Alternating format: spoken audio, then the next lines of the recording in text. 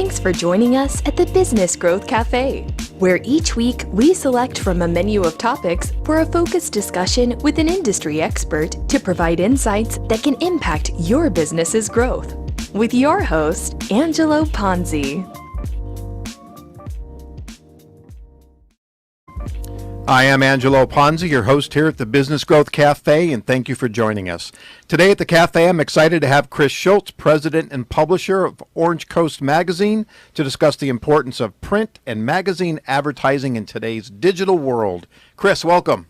Thank you, Angelo. It's a pleasure to be here. I'm very excited to have you here, and before we get started, why don't you take a moment, tell the audience about yourself and about the publication. Sure, happy to do so. I have been here in Southern California for 22 years. I'm originally from the New York area. Early on in my career, I worked for a long time in the travel publishing field, which allowed me to travel the world and live wildly above my means. It was fantastic. My wife and family and I came out here 22 years ago, and I have been involved in city and regional magazine publishing ever since. Okay. All right, fantastic. Well, first, I was doing it in my little research. First, congratulations. Orange Coast was established in 1974 and is the oldest continuously published lifestyle magazine in the region. That's unbelievable. That's fantastic. I have been here a little longer than 22 years and certainly seen a lot of changes in this community and certainly seen a lot of publications come and go. So this is a great feat, if you will, to have this kind of continuous publications. So let's start off as looking at today and then looking at that evolution. How has the publication changed? And more importantly, how has your advertisers changed and how you reach advertisers? Well, Orange Coast is really a unique product. The moniker for the magazine is that it is the magazine of Orange County. And the fact is, in 45 years, Orange County has grown as a community and as a market, and Orange Coast reflects that change and that growth. And so we have grown up just as our community has. In this entire time, ultimately, our mission has not changed. Fundamentally, our mission is to engage, entertain, and inform our audience about Orange County, and at the same time offer businesses a very effective way to reach a targeted and affluent audience. Okay. So when we talk about lifestyle and affluency, I mean, so who is that audience segment here in Orange County? I mean, I know that we're in an affluent, certainly, community, but it's not everybody. So how do you segment and really get into targeting your publication to the audiences here in Orange County? Well, Orange County is, when I moved out here, I barely knew where Orange County was. And I knew it was somewhere stuck between San Diego and Los Angeles, but it was sort of an amorphous place. And the reality is this is a very powerful market in itself.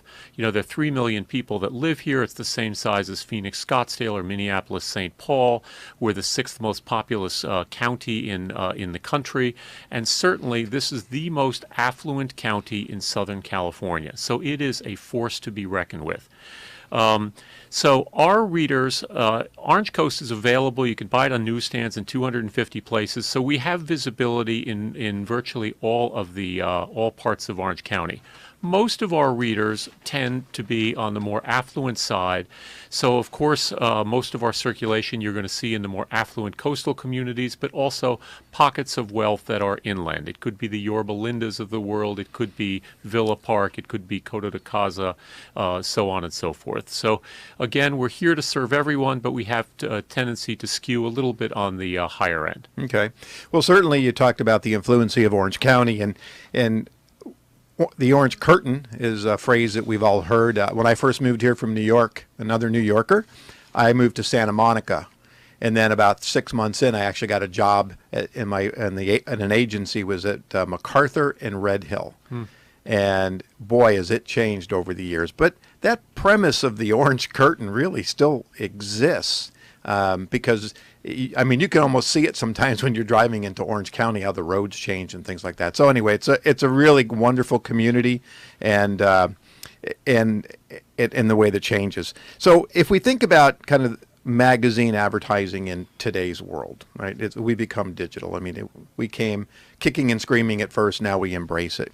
So really, if you think about the combination of services that a publication such as yourself, print alone doesn't necessarily provide all the kind of the strategies for advertising agencies. So what are those combinations of programs that you offer as a publisher besides the print vehicle?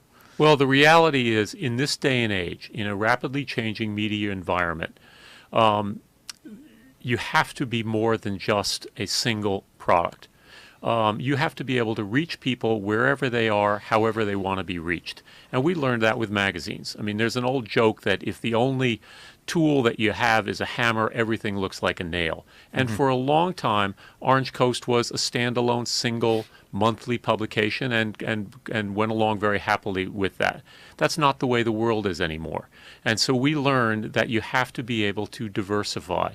So the core of our product line is that we have a monthly magazine. We now have a whole portfolio of specific printed publications that go along with it. We have an arts magazine, we have a design and decor magazine, we've got food magazines, custom publishing, but we also have digital assets that go along with all of those. In the beginning, those were just very simple websites, but now we engage with our audience who sign up to be part of our insiders. We have very strong online relationships with a very great group of an audience here in Orange County as well. So it is absolutely a combination of reaching people, sometimes in print, sometimes digital, sometimes on their computer, mobile, wherever they may be. Okay, so basically serving up the publication and the content, no matter what channel they're using. So you mentioned several publications that are kind of sister publications or kind of combination. Can you go into a little bit more about that? Because obviously that's a strategy in the sense of broadening out, get beyond just one property, if you will. So how do these publications fit in your strategy? And is the audience changed, or is it the same audience? Well, that's a wonderful question, Angelo. Orange Coast, as a lifestyle magazine, it has a little bit of everything. Every single issue. It's going to have arts. It's going to have entertainment information. It's going to have great restaurant content. It's going to have profiles of interesting people, etc. Home design, decor, real estate, etc. But we also realize that there are certain people that want to go deeper into a category. And that's why we've really created more pure play publications. A couple of years ago, I happened to be very, very fond of the arts and come from a family that has a lot of artists in it. And as a result, we decided to create Premier OC, the only publication for Orange County wholly focused on the performing and visual arts. We decided to create a design and decor publication wholly focused on Orange County. We have taken a lot of the great food content that we have throughout the year in Orange Coast, and we've repackaged it and repurposed it into a magazine called OC Eats. We have a lot of great medical and coverage and health and beauty. We now have a publication called OC Health. Later this year, we're going to go into a whole new market. We're going to create a new publication called Baby on Beyond and create an event, an experiential part of it that goes along with that. So again, we're looking to serve the market in a couple of different ways, have new things that we can give to our existing audience, but at the same time look to expand the audience. Sure. Well, and this is actually news to me, so thank you for sharing that. Verticalization and segmentation is, as a marketer and a market researcher, that's always top of mind for me, is how do you take one audience and really divide it up and not use a silver bullet, if you will, or a single bullet to try to get all of the audience. You started talking about experiential. And that is so important these days when we start thinking about events. And I know you do events, and I've been to some of your events. And it really gives an opportunity for that kind of face-to-face with your advertisers and the brands, if you will. So let's talk about events as a strategy and how important that is in the overall communications mix. Well, it is extraordinarily important because it brings the product and it brings the relationship to life. For many years, we've had very loyal subscribers and readers who get Orange Coast every single month. but it is sort of a one-way communication when you do that. You serve them the magazine, you hope they read it, or our feedback is that they do, they like the publication, but it's a whole nother animal when you can get to sort of look somebody in the eye face to face and interact with them. So we do a handful of events that are curated and really well done. We have a fantastic team, marketing team to execute these. We do a handful of events each year that are highly focused. We do a restaurant event that's coming up, as a matter of fact, and it's a perfect example of what we do well. We have great content related to dining and cuisine in the magazine, and once a year, every April, we do a best restaurants issue. Well, shortly afterwards, on the 11th of April, we will do a best restaurants event, and 10 of the folks that we have tapped as the best new restaurants, best new chefs in Orange County, who we are highlighting in the April issue, will all come and cook for our guests at this event that we're doing on the 11th of April. So it's a fantastic opportunity for our audience to be able to sample something, to meet people in the flesh. It's also a wonderful opportunity for all the restaurateurs and our sponsors to be able to meet our audience face to face. Are the events kind of separate as far as I'm looking not only for you, but strategically, if you think about building out a communications plan, obviously we're talking to consumers. This is not really a B2B play. When you put a buy together, so you know, but the audience may not know, or I probably told them 100 times, I grew up in the advertising industry. So, when we look at putting together a media buy for our clients and looking at the extensions of products we can bring beyond a print or a broadcast buy, things like that. So when you're talking to advertisers, how important when they're putting together their plans, do the digital and the print and the events and kind of all that integration? I'm a big believer in integrated marketing. How do they all play, and how do you propose all that? Well, Angelo, it's a wonderful question. And the fact is, that really boils down to the communication and the relationship that you have with your clients. And the most important thing to be able to ask a client of yours is, what are you trying to achieve? And in the old days, we would go in and try to sell them advertising in the magazine. But the fact is, you have to look at this in a little bit of a holistic way. Because we all consume information differently across a lot of different platforms, we also want our clients, our marketing partners / advertisers, we want them to be able to reach our audience or our audiences across a variety of ways. So we love to have a dialogue with our customers to be able to say, how can we best serve you? Maybe it's an ad in the magazine, maybe it's digital outreach, maybe it's experiential. In the most cases, the most effective way is to have a little bit of all of it.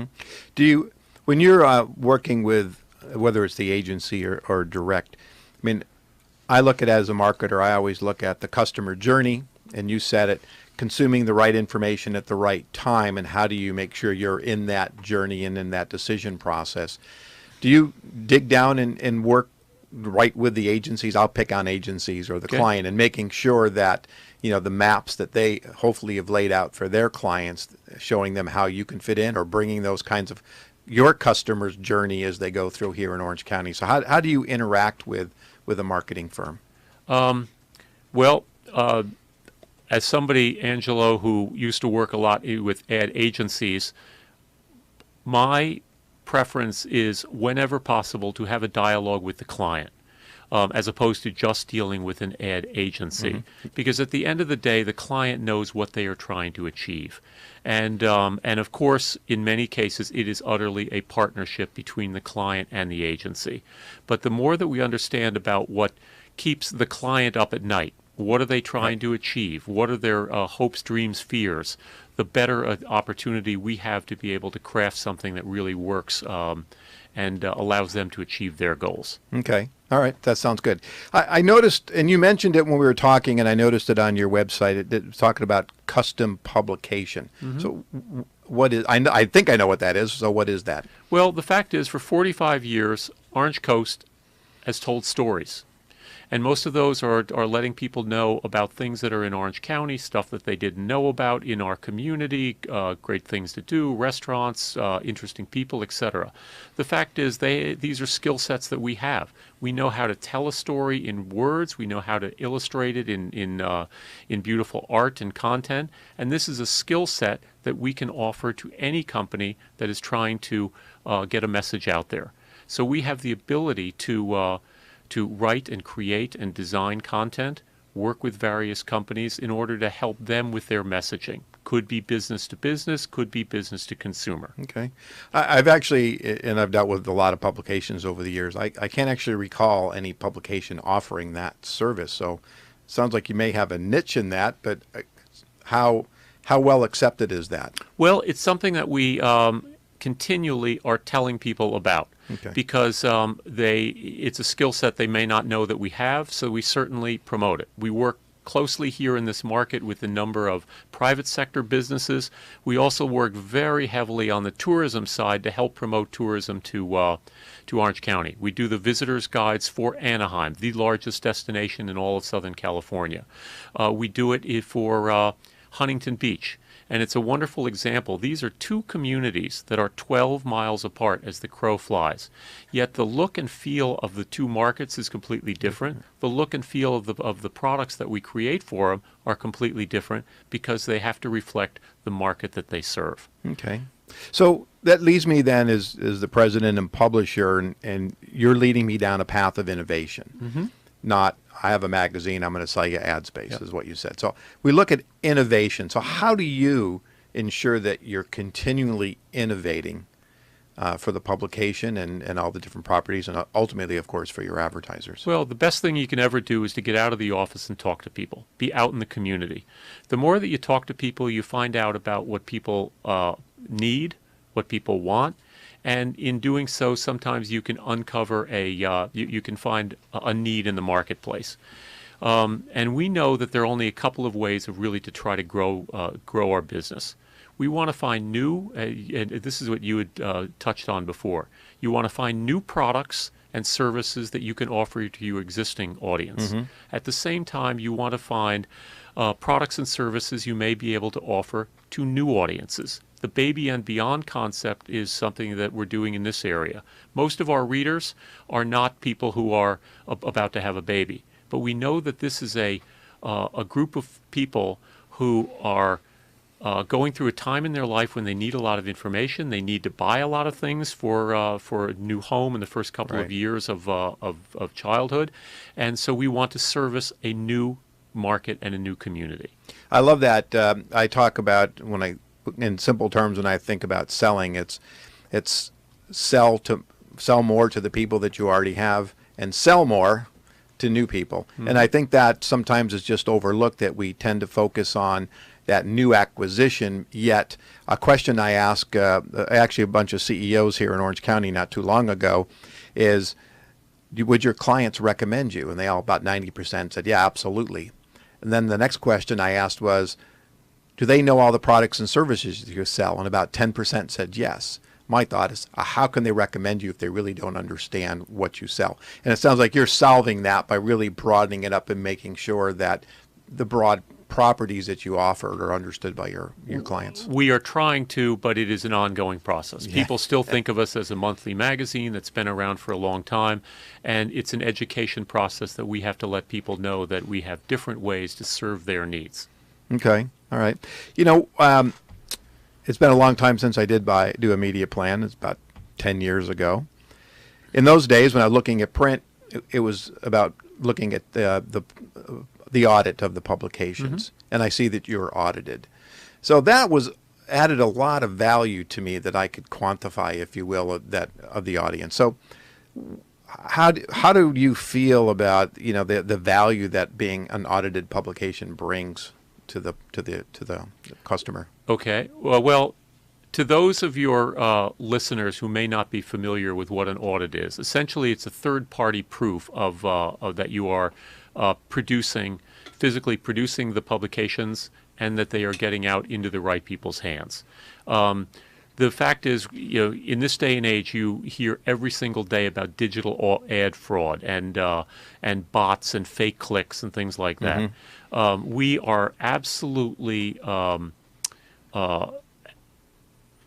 determined to show our readers and our advertisers that we really are reaching the market that they are paying to produce. To reach, rather. And so for many years, we have always had an annual audit third-party company that comes out and really can show a great deal about who's getting the magazine. They also do research along with it to find out the demographics and habits of our readers. And it's crucial for us because we learn from it, and it's also important in every conversation we have with our advertisers. All right, fantastic. Yeah, I'm a big believer in that. So I think I have time for two more questions. One that I didn't ask you in the beginning that I wanted to, and I ask of all my guests. When you think about growing your business, what keeps you up at night? Well, what keeps me up at night really is trying to figure out things that are needed and ways to serve this community in a rapidly changing community. And at the same time, it's a rapidly changing media market. So what we're trying to figure out are what are the products, goods, and services that we can offer, and what are the platforms that we can offer them on. Okay. Do you do any formal research? And I'm a qual and quant guy, Sure. so do you do formalized research, or is it more one-on-ones with the audience? How do you gather that? Every single year, as part of our audit, we do a reader study, finds out the demographics of everything from wealth to male versus female, how much engagement, time is spent with the publication, etc. Do they value the ads as much as they value the editorial content, etc. And also we reach out a lot to our readers to find out what parts of the magazine that they engage the most. All right. So last question, I'm going to ask you to take your publisher's hat off. Okay. And what recommendations, when you're talking to a potential advertiser or just somebody out in the market and they're thinking about developing their media plan, what are some of the recommendations, a couple suggestions that they should really look at when putting together their program? Well, very basically, know your product. Make sure that it's unique from other products out there and know how to articulate what the unique selling proposition is that you have. Whether you are a furniture store or a jewelry store or a legal firm or whatever it may be, doesn't matter. The other part is figure out who your target audience is. And then you want to put together a plan to reach that target audience across a variety of ways. That this could be print, it could be digital, it could be experiential, etc. The most important part of that I would stress is that do not just think that you can do this once. The most effective thing for any marketing program is to have repetition. The first time somebody listens, they might not be in the mood and they might not be ready, but you have to be able to repeat the message over and over. Don't think that you can run a promotion, run an ad once, and that you will get a flood of business. You have to maintain visibility in front of your target audience. Okay. I remember we always used to say to a client, you have to run an ad at least 3 times before you ever start to get any kind of impression. Is that still a norm? Well, I think that you have to touch people in many ways. I don't know what the magic number is. Okay. But certainly there are 3 parts of getting a customer. You have to create awareness. Mm-hmm. After people see it for a while, you hope that they're going to have what's called trial. They're going to try the product. Right. And God willing, from trial of the product, you create loyalty. Right. But before you're going to convince anybody, people are skeptics by nature. I think that you have to keep your message in front of them several times before they're willing to experiment, try you, and God willing, turn into a loyal client. Great advice. And again, I'm a big believer in integration. So it isn't one touch, it's multiple touches and over a period of time. I saw this chart not too long ago. It's how many touches does it take to actually go from first impression to a sale. I used to say if they didn't respond to me by 4, I was out. Well, it turned out to be 89% of people were like me in bailing and would take to 7 to 12 touches before you could actually get the opportunity to convert them. So I was bailing out too early. I don't do that anymore. So thank you so much. This has been a great conversation. And as I always say at the end of these, they go by really fast. The time has just flown. I really appreciate it. So why don't you take a moment, tell the listeners how they can contact you and get a sample of the publication and things like that, and let's go from there. Well, certainly, Orange Coast, we encourage anybody and everybody to subscribe to it. You can find information. You can purchase the magazine at 250 locations in Orange County. You can visit us at orangecoast.com. Anybody wants to contact me personally, feel free. My email address is then my last name, SCHULZ, at orangecoast.com. All right. Thank you so much. Thank you again for joining us at the cafe today. You can find out more about me and read my blogs or view my shows at theponzigroup.com or connect with me on LinkedIn. And of course, hopefully you'll subscribe to the show at the Business Growth Cafe. Are we now on most of the platforms around the world? iTunes, iHeartRadio, Google Play, Spotify, Stitcher, SoundCloud, Spreaker, and many, many more. Join me next week for lunch at the Business Growth Cafe. Thank you for listening to today's discussion at the Business Growth Cafe with your host, Angelo Ponzi. Take a moment to subscribe to this podcast and visit our website at www.businessgrowthcafe.com. Read Angelo Ponzi's blogs at www.theponzigroup.com.